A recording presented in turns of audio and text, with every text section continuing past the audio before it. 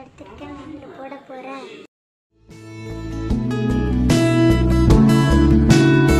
இப்போ கொஞ்சமாக தண்ணி விடணும்.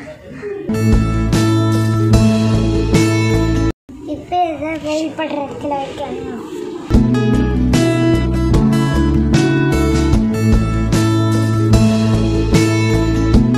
இந்த மாதிரி டெய்லி ஈவினிங் கொஞ்சம் தண்ணி ஊற்றணும்.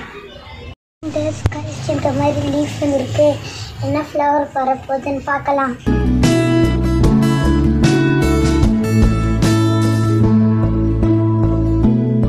பாருங்க எவ்வளோ பெருசாக வளர்ந்துருச்சு. எவ்வளோ அழகான பர்பிள் கலர் ஃப்ளவர் ரெண்டு வந்துருச்சு.